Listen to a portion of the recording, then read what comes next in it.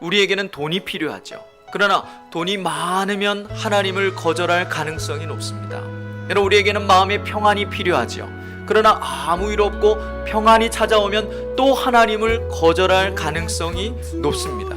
우리의 인생에 어떤 삶의 방식으로 우리가 살든 그것은 하나님을 거절하느냐 거절하지 않느냐의 기로에 서게 되는 거예요. 여러분, 아들이 좋은 대학 가서 좋으십니까? 그런데 좋은 대학 간 아들이 하나님을 거절할 수 있습니다. 사업이 망해서 너무 힘듭니까? 그래서 하나님이 나를 사랑하지 않는 것 같습니까? 그 아픔 때문에 하나님께 기도할 수도 있는 거죠. 그러므로 우리가 맞닥뜨리는 모든 삶의 상황들은 하나님을 거절할 것인가 아니면 거절하지 않을 것인가를 결정하는 기로에 서 있는 것이죠. 여러분, 우리의 삶의 방향은 열방이나 이 세대가 아닙니다. 세상 사람이나 이 세대와 같이 되는 것이 우리의 삶의 방향이 되어서는 안 돼요. 예수 잘 믿어서 세상 사람들 같이 복받고 자녀들 잘 되고 건강하게 장수하다가 가는 것이 우리의 삶의 목적이 아니라는 것입니다. 우리의 삶의 방향은 하나님의 뜻입니다.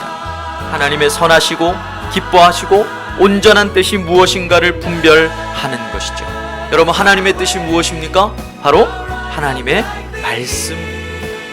말씀을 통해서 우리는 그분의 뜻을 분별하며 살아가는 삶을 사는 것이죠.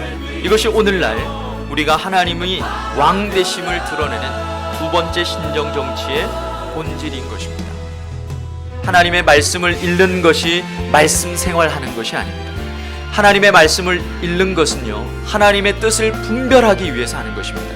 아무리 말씀을 암송하고 말씀을 많이 읽는데도 불구하고 하나님의 뜻이 무엇인지를 다른 데서 찾고 있다면 여러분, 그것은 하나님이 다스리시는 삶의 본질이 아니에요. 하나님의 기뻐하시는 뜻은 어디에 있습니까?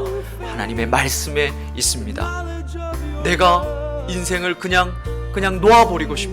너무 힘들고 너무 고달파서 놓아버리고 싶어. 그게 내 뜻이에요. 그럴 때 어떻게 해야 됩니까? 하나님의 말씀을 들고 하나님이 기뻐하시는 건 뭐지?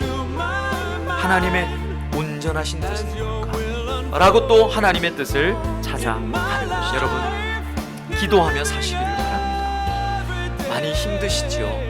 체력적으로 피곤하시죠? 너무 할 일이 많죠? 분주합니다.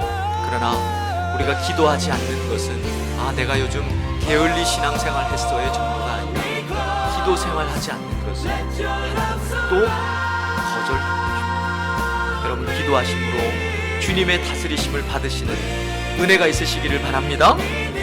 결국 무엇입니까? 기도와 말씀이죠. 하나님을 거절하는 것이 무엇입니까?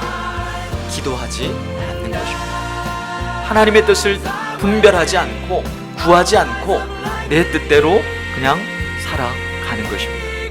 여러분, 이것이 주님을 거절하는 방법이에요. 그래서 주님은 기도와 말씀에 대해서 그토록 강조하시는 것입니다. 죽음으로 사랑을 확증하신 주님을 다시 나의 인생에 내 마음의 왕으로 모셔드리는 복된 시간 되시기를 주의 이름으로 축원합니다.